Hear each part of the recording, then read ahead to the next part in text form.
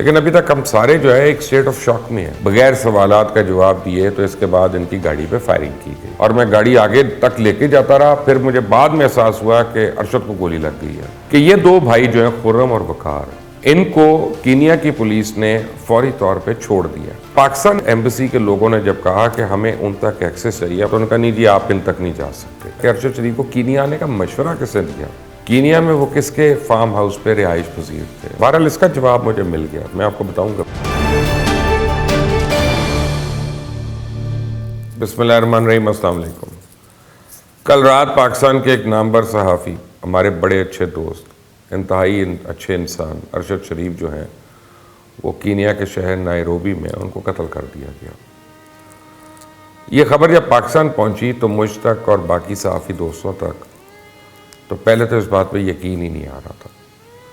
बाद में बहरहाल जिस तरह तस्दीक हुई वो मैं अपनी पहली वीडियो में बता चुका हूँ। लेकिन अभी तक हम सारे जो है एक स्टेट ऑफ शॉक में हैं। अभी तक हम सकते के आलम में हैं। यकीन नहीं आ रहा कि अरशद जो है उसका हंसता मुस्कुराता चेहरा वो अब हमारे दरमियान नहीं है। एक लर्जा है जो तारी है, यकीन माने ये अल्फाज नहीं है वो बयान करने के लिए। बहरहाल अरशद शरीफ उन लोगों में शामिल थे जिन्होंने अपने सहाफ़ती करियर का आगाज़ बिल्कुल ज़ीरो से किया और उन्होंने सहाफ़ती करियर में बड़ी मुश्किलात देखी। मेहनत करके पहले पाकिस्तान के सबसे बड़े अखबार यानी डॉन तक गए। उस वक्त बहुत अरसा वो दुनिया न्यूज़ के साथ मुंसलिक रहे और पिछले कई सालों से वो ARY के साथ काम कर रहे थे। और ये वो ख़ानदान था जिसने शुरू से ही इस मुल्क के लिए कुर्बानियाँ दी, इस मुल्क के लिए वक़ार के लिए काम किया। उनके वालिद नेवी में कमांडर थे। 2011 में उनकी जब वफ़ात हुई तो उनके भाई जो हैं वो आर्मी में मेजर थे। उसी दिन जिस दिन वालिद का जनाजा उठ रहा था वो भाई उनके घर वापस आ रहे थे तो कुछ शरपसंद अनासर ने उनकी गाड़ी पे हमला किया। कहा जाता है TTP ने किया और मेजर अरशद जो हैं वो वहीं पे शहीद हो गए। अरशद शरीफ ने उस दिन 2 जनाजे अपने कंधे पर उठाए। अब आप इस इंसान के आसाब का अंदाज़ा लगाएं कि उसने दोनों बाप और भाई को कब्र में उतारा होगा, फिर माँ को दिलासा दिया होगा। कल जब इनकी शहादत हुई तो इसके बाद अब तक तो पूरी दुनिया में पता नहीं कितनी दर्जनों साजिशी थ्योरीज घड़ी जा चुकी हैं और उनमें बहुत से लोगों को मोरद इल्ज़ाम भी ठहराया जा रहा है। बहुत से लोग इस सानहे पर भी सियासत कर रहे हैं। वैसे तक सबसे अहम सवाल यह है कि वो कीनिया क्या करने गए थे? उन्हें कीनिया जाने का मशवरा किसने दिया था? कीनिया में वो किसके फार्म हाउस पे रिहाइश पजीर थे? खुर्रम अहमद का नाम तो आपने सुन लिया।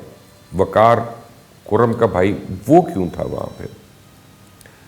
कीनिया में कोई ऐसा प्रोड्यूसर या डायरेक्टर को जिसकी वो डॉक्यूमेंट्री से इंफॉर्मेशन लेने गए या जो अगर ये डॉक्यूमेंट्री बना रहे हैं तो वो खरीद सकता हो? कुछ समझ में नहीं आ रहा। लंदन में वो कीनिया जाने से पहले किन किन लोगों को मिले? सबसे पहले तो ये बता दूं कि ये हुआ कैसे।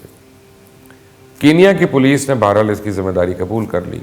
उनके एक ऑफिशियल्स का बयान भी जारी हुआ कि उनके पुलिस वालों की गफलत की वजह से अरशद शरीफ को गोली लग गई। जब पूरे वाक़े की तरफ आए तो कीनिया की पुलिस ने पहले ये कहा कि जब अरशद शरीफ जा रहे थे तो उनकी गाड़ी को रोका गया। उनके मुताबिक जिस कार में अरशद शरीफ मौजूद थे उस गाड़ी की शक्ल एक और गाड़ी से मिलती जुलती थी। वो मुबैना तौर पे एक किडनैपर की थी तो और उसका नंबर प्लेट भी मिलता था। तो कीनिया की पुलिस ने इनकी गाड़ी को रोका और जब ये नहीं रुके तो पीछे से उन्होंने फायरिंग कर दी। उसके नतीजे में ये वाक़या पेश आया। एक दूसरी बात पुलिस ने यह की कि हमने कुछ रुकावटें खड़ी की हुई थी। इस तरह की एक आप समझें कि रोड साइड ब्लॉक्स जो हैं तो ये नहीं अगर पत्थर रख के रुकावटें की हुई हैं तो एक पुलिस चौकी थी जो मुख्तलिफ गाड़ियों को चेक कर रहे थे। अरशद शरीफ और इनके साथ मौजूद ड्राइवर ने उन रुकावटों को अबूर किया। बगैर सवालात का जवाब दिए तो इसके बाद इनकी गाड़ी पे फायरिंग की गई। लेकिन अब ये सारे बयानात काफ़ी मुबहम हैं, उनका समझ नहीं आ रही इनकी। पुलिस के अपने बयान में बड़ा तजाद है, कॉन्फ्लिक्ट है, क्योंकि कीनिया ही के एक सहाफ़ी के मुताबिक उनकी गाड़ी पुलिस की बताई गई जाए हादसा से तकरीबन 80 किलोमीटर दूर मिली। तो अब यह पुलिस की तरफ से जारी किया गया यह बयान भी दम तोड़ देता है कि अरशद शरीफ की गाड़ी पे फायरिंग की गई जिसके नतीजे में उनकी गाड़ी का टायर बर्स्ट हो गया। तो ऐसा कुछ होता तो फिर इस गाड़ी 80 किलोमीटर तक कैसे पहुंच सकती थी। अरशद शरीफ की मैयत के साथ उस गाड़ी को भी इतने किलोमीटर कैसे लेके जाया गया वापस, अगर उसका टायर बर्स्ट था। यहाँ एक और सवाल भी पैदा होता है कि अरशद शरीफ को कीनिया आने का मशवरा किसने दिया, वो जिस फार्म हाउस में रुके हुए थे वो किसका था। बहरहाल इसका जवाब मुझे मिल गया, मैं आपको बताऊंगा वीडियो के आखिर में। क्योंकि कीनिया जैसे मुल्क का ये तो जराइम पेशा अफराद की अमाजगा है, और कहा जाता है कि वहाँ ख़ासतौर सोमालियंस जो हैं आके उन्होंने पूरा कार्टल्स को टेक ओवर किया हुआ है, ड्रग माफिया को, एमिनेशन माफिया को, पेट्रोल पंप्स माफिया को, ये जो टैक्सी ड्राइवर्स हैं, टैक्सीज़ हैं, उनके लाइसेंस के इन माफियाज को। वहाँ के जराइम का डेटा निकाल कर देखें तो पता नहीं सैकड़ों लोगों के साथ इस तरह के वाक़यात रोज़ाना की बुनियाद पर पेश आते हैं। वहाँ की पुलिस खुद इस तरह के हज़ारों वाक़यात में मुलव्विस रही है, जिसमें लोगों को पहले कत्ल कर दिया जाता है, उसके बाद कहा जाता है कि नहीं गलती हो गई। मैं आपको बताऊं कि ड्राइवर भी महफूज, पिछली सवारी भी महफूज, और उसके साथ एक वकार नामी बंदा भी। ये पहले कीनिया की पुलिस की हिरासत में था, अब नहीं है। सोच रहे थे हम कि जैसी पाकिस्तानी टीम को उन तक रसाई दी जाएगी, दूध का दूध और पानी का पानी हो जाएगा। एज अ जर्नलिस्ट आप पे फ़र्ज़ होता है कि आप इन तमाम सहाफ़ती असूलों को मद्देनज़र रखते हुए कोई बात करें। मैं देख रहा हूँ कि इस वाक़े के बाद पाकिस्तान के इदारों के ख़िलाफ़ बात की जा रही है, तरह तरह की कॉन्स्पिरेसी थ्योरीज जो हैं वो नेट हो रही हैं, बग़ैर तहकीक के बनावटी कहानियाँ बन रही हैं, और एक बार फिर एक मुनज़्ज़म तरीके से प्रोपेगेंडा हो रहा है इदारों के ख़िलाफ़, आर्म फोर्सेस के ख़िलाफ़, उन लोगों के ख़िलाफ़ जिन लोगों के लिए अरशद शरीफ के ख़ानदान ने कुर्बानियाँ दी, जिन पर खुद अरशद शरीफ को बड़ा फ़ख्र था। और फ़ायदा इससे किसको पहुँच रहा है? फ़ायदा इस सारे अमल से उसको पहुँच रहा है जो इस मुल्क को आगे बढ़ता हुआ नहीं देखना चाहता। फ़ायदा उसको पहुँच रहा है जो चाहता है इस मुल्क में अनारकी हो, इंतशार हो, लोग अपने इदारों पर एतबार करना छोड़ दें। अब भारतीय मीडिया को देखें ज़रा, उनकी हेडलाइंस देखें, वो तो बड़े खुश लगते हैं। वो इस बात पे खुश हैं कि जो साजिश हो रही है इदारों को और लोगों को सामने लाने की, वो कामयाब हो गई, और मज़ीद अब इस प्रोपेगेंडे को तक़वियत दी जा रही है। बड़े बड़े भारतीय प्रोपेगेंडा सेल्स इसमें आ गए हैं। ट्विटर पे आप ट्वीट्स देख लें, जो इदारों के ख़िलाफ़ सामने आए उनको एक पूरी मुहिम के साथ लोगों तक गलत मालूमात या डिसइंफॉर्मेशन पहुँचाई जा रही है, उनको गुमराह करने की पूरी कोशिश की जा रही है। यहाँ तक कि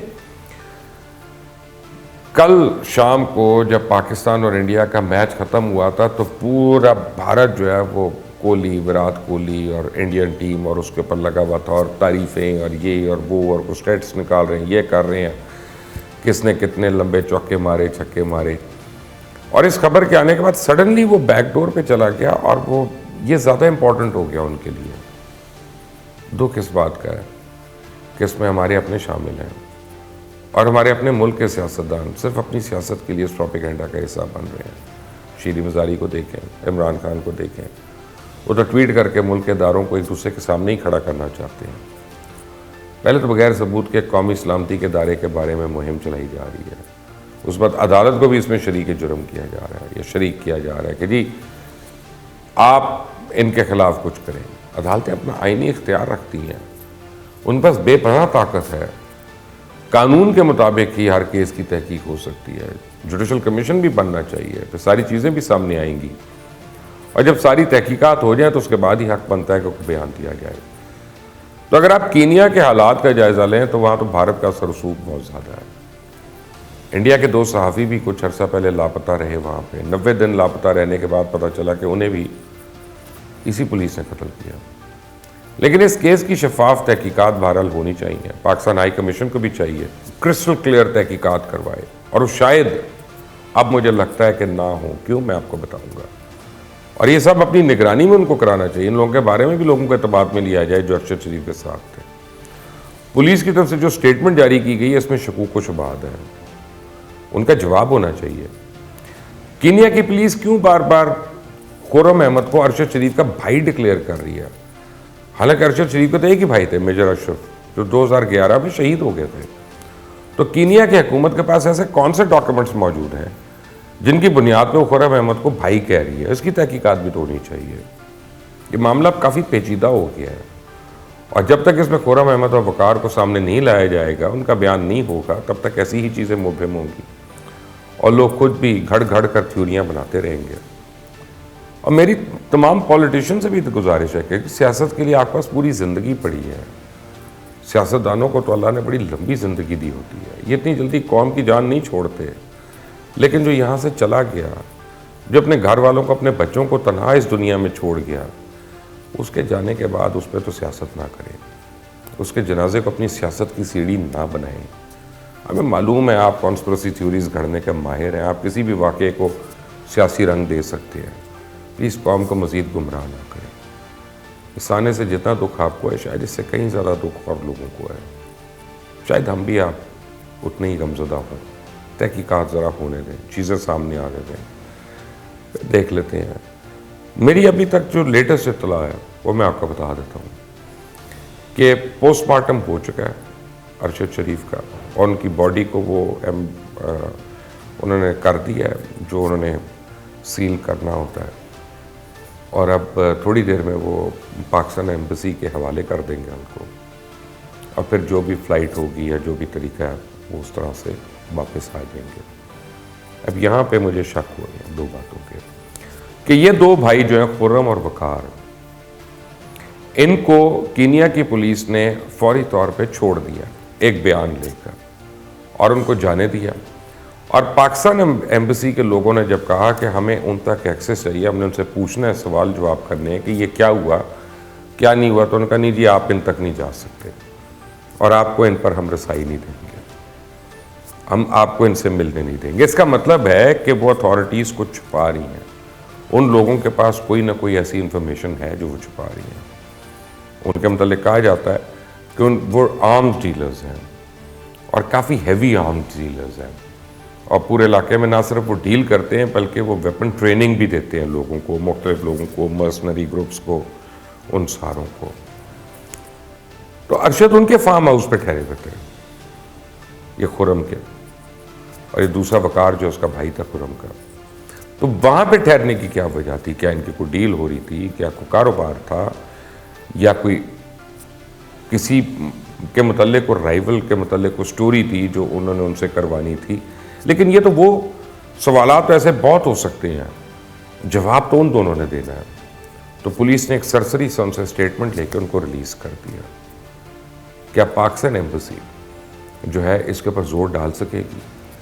मियाँ शहबाज शरीफ ने आज केनियन प्रेसिडेंट को कॉल किया, और उन्होंने काफ़ी स्ट्रिक्ट मुतालबा किया है, यानी भरपूर किस्म का कि जी इसकी हमें ज़रा क्रिस्टल क्लियर हमें चाहिए तहकीकात। लेकिन ये उसी वक्त मुमकिन है कि अगर पाकिस्तान अथॉरिटीज़ को एक्सेस दी जाए उन दोनों कल्प्रिट्स तक। कल्प्रिट इसलिए मैं कह रहा हूँ कि देखें आप कि बकौल उसकी जो पहली स्टेटमेंट है वो भी एक अजीब सी स्टेटमेंट है कि जी गोलियाँ लगी और मैं गाड़ी आगे तक लेके जाता रहा, फिर मुझे बाद में एहसास हुआ कि अरशद को गोली लग गई है, फिर मैंने गाड़ी रोकी। भाई तुम्हें पता ही नहीं, तुम्हारे पास गोलियाँ फायर हुई हैं और पुलिस की फायरिंग हो रही है, तो रोकते क्यों नहीं? अनलेस एंड अनटिल कोई रीज़न है वहाँ से जाने का या भागने का, या ये नहीं पता था कि ये पुलिस का नाका है, कोई और गैंग का नाका है। बहरहाल टू मेनी क्वेश्चंस। लेकिन वकार और खुर्रम, उनको एक्सेस, पाकिस्तान अथॉरिटीज़ को उन तक एक्सेस मिलनी ज़रूरी है इस केस का अगर कुछ भी होना है तो। जो भी इस पर बातें आएंगी मैं आप तक ज़रूर पहुँचाऊँगा। आइंदा तक के लिए इजाज़त है। अल्लाह।